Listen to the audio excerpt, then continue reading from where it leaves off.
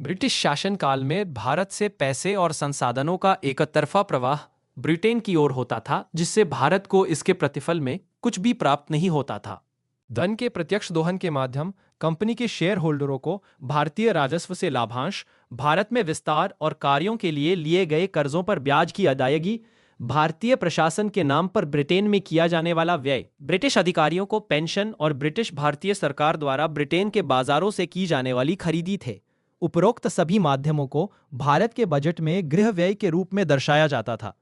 प्रतिवर्ष भारतीय राजस्व से ब्रिटिश कंपनी द्वारा ब्रिटिश राजकोष में जमा कराई जाती थी और कई अवसरों पर कंपनी द्वारा अनुकूल नीतियों के निर्माण के लिए ब्रिटिश सांसदों को पैसे दिए जाने का उल्लेख मिलता है। अप्रत्यक्ष दोहन के माध्यम भारतीय राजस्व से भारतीय उत्पादों को खरीदकर निर्यात करना, भारतीय संसाधनों का उपयोग चीन के साथ व्यापार संतुलन के लिए करना, जैसे अफीम, भारत को बाजार के रूप में उपयोग करना, कच्चे मालों का निर्यात और भारत में अलग अलग क्षेत्रों में निवेश कर मुनाफा अर्जित करना, जैसे रेलवे, उद्योग, खनन इत्यादि थे। भारतीय पैसे से ही भारत में साम्राज्य विस्तार तथा सैन्य और प्रशासनिक व्यय किए जाते थे और भारतीय पैसे से भारत से बाहर भी साम्राज्य विस्तार और ब्रिटिश साम्राज्य की रक्षा की जाती थी। राजा राम मोहन राय पहले भारतीय थे जिन्होंने ब्रिटिश संसदीय समिति के समक्ष धन के अपव्यय के मुद्दे को उठाया था। 1867 में दादा भाई नौरोजी ने इंग्लैंड डेक टू इंडिया नामक लेख में सर्वप्रथम धन के दोहन के सिद्धांत को प्रस्तुत किया और नौरोजी ने इसे भारतीय गरीबी और पिछड़ेपन का सबसे महत्वपूर्ण कारण माना। नौरोजी ने poverty and un British rule in India नामक पुस्तक में भी विस्तार से इस मुद्दे को उठाया। दादा भाई नौरोजी के अतिरिक्त सुब्रह्मण्यम अय्यर, फिरोज शाह मेहता, पृथ्वी चंद्र, गोपाल कृष्ण गोखले और RC. Dutt the economic history of India इत्यादि नेताओं ने भी धन के दोहन पर किताबों और लेखों के माध्यम से अपनी बातों को रखा। उपनिवेशवाद के 3 चरणों में व्यापारिक उपनिवेशवाद 1757 से 1813 तक का था। इस चरण में अंग्रेजों का प्रमुख लक्ष्य भारत से होने वाले व्यापार को अनुकूल बनाना था। इस चरण में ब्रिटिश आर्थिक नीतियां इसी उद्देश्य से प्रेरित थीं, जैसे जमींदारी बंदोबस्त या इससे पूर्व भू राजस्व वसूली के अधिकारों को नीलाम करना और भारतीय राजस्व से ही भारतीय उत्पादों को खरीदकर निर्यात करना। इस चरण में भारत में साम्राज्य विस्तार का भी प्रमुख लक्ष्य था। इसके प्रभाव के रूप में 18वीं सदी के उत्तरार्ध में ब्रिटेन में औद्योगिक क्रांति हुई और ब्रिटिश उद्योगपतियों का ब्रिटिश समाज और राजनीति में महत्व बढ़ा।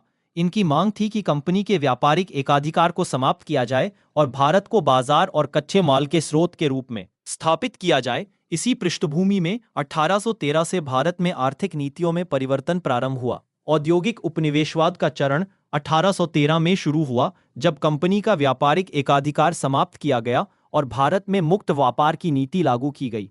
भारतीय उद्योगों को नुकसान पहुंचाने के लिए अंतर्देशीय सीमा शुल्क और एकतरफा मुक्त व्यापार की नीति इत्यादि भी लागू की गई। भू राजस्व के क्षेत्र में 1820 के दशक में रैयतवाड़ी और महालवाड़ी बंदोबस्त को लागू किया गया। परिवहन के साधनों के विकास के लिए भी कदम उठाए जाने लगे।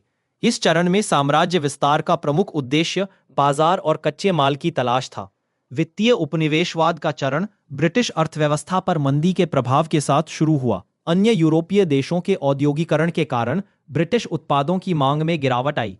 मंदी से निकलने के लिए उपनिवेशों में निवेश की योजना बनाई गई। भारत में भी अर्थव्यवस्था के क्षेत्रों में निवेश किए गए, जैसे उद्योग, रेलवे, बैंक, बागान इत्यादि क्षेत्रों में। तीसरे चरण में भी अंग्रेजों का यह उद्देश्य बना रहा कि व्यापार संतुलन अनुकूल हो और भारत को बाजार और कच्चे माल के स्रोत के रूप में बनाए रखा जा सके। ब्रिटिश काल में अकाल सामान्यतः खाद्यान्न वस्तुओं के चरम अभाव को कहते हैं।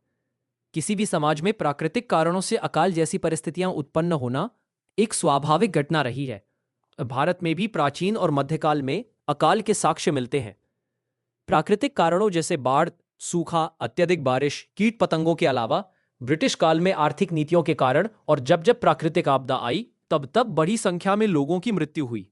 ब्रिटिश काल में 1759-70 बंगाल, 1865-70 बंगाल, बिहार, उड़ीसा, 1876-70 दक्षिण और पश्चिम भारत, 1943 बंगाल इत्यादि प्रमुख अकालों की जानकारी मिलती है।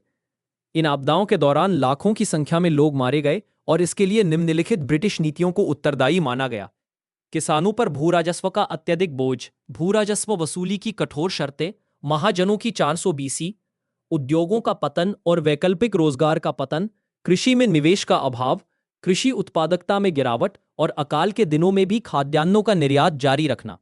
द्वैध शासन के दौरान बंगाल में जब अकाल आया तब कंपनी के कर्मचारियों ने खाद्य वस्तुओं की कालाबाजारी कर पैसे कमाए और आगे भी अकाल के दौरान ऐसा दिखा। कंपनी के काल में राहत के लिए यदा कदा ही कदम उठाए गए। हालांकि धार्मिक संस्थाओं और उदार व्यक्तियों के द्वारा मानवीय आधार पर लोगों को सहायता दी गई। 1858 में ब्रिटिश सरकार के द्वारा शासन की प्रत्यक्ष जिम्मेवारी ली गई और इसके पश्चात अकाल के संदर्भ में तदर्थ और स्थायी रूप से कुछ प्रयास क्रमशः किए गए। 1861 में अकाल के कारणों की जांच के लिए स्मिथ समिति बनाई गई। 1866 में कैम्पबेल आयोग बनाया गया, जिसने आधारभूत ढांचे के विकास का सुझाव दिया। 1880 में स्ट्रेची आयोग का गठन किया गया, जिसने अकाल प्रभावित क्षेत्रों में खाद्यान्न उपलब्ध कराने, भू राजस्व में छूट, रोजगार के अवसर उपलब्ध कराने, पशुओं को स्थानांतरित करने इत्यादि का सुझाव दिया। 1883 में अकाल संहिता बनाई गई।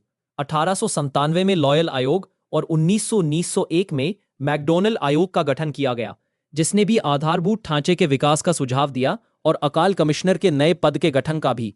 कुल मिलाकर ब्रिटिश काल में अकाल को लेकर कागजों पर निश्चित रूप से एक नीति विकसित हुई, लेकिन व्यवहार में प्रभावी तरीके से उसे क्रियान्वित नहीं किया गया। परीक्षण संबंधी प्रश्न में पहला प्रश्न था कि औपनिवेशिक भारत में पारंपरिक कारीगरी उद्योगों के पतन ने किस प्रकार ग्रामीण अर्थव्यवस्था को अपंग बना दिया। इस प्रश्न का उत्तर लेखन 18वीं सदी में भारत के पारंपरिक उद्योग की स्थिति को बताकर शुरू करना चाहिए। फिर इन उद्योगों के पतन के ग्रामीण अर्थव्यवस्था पर प्रभावों को लिखना चाहिए, जो कि एक स्वावलंबी व्यवस्था थी, और अंत में भारत के वर्तमान ग्रामीण अर्थव्यवस्था की दयनीय स्थिति से जोड़कर उत्तर समाप्त करना चाहिए।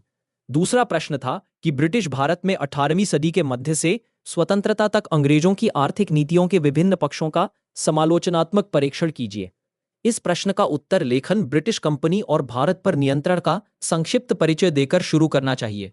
फिर उपनिवेशवाद के तीनों चरणों और उनके प्रभावों को बिंदुवार लिखना चाहिए, और अंत में भारत की स्वतंत्रता के समय की दयनीय आर्थिक स्थिति का उल्लेख कर उत्तर समाप्त करना चाहिए।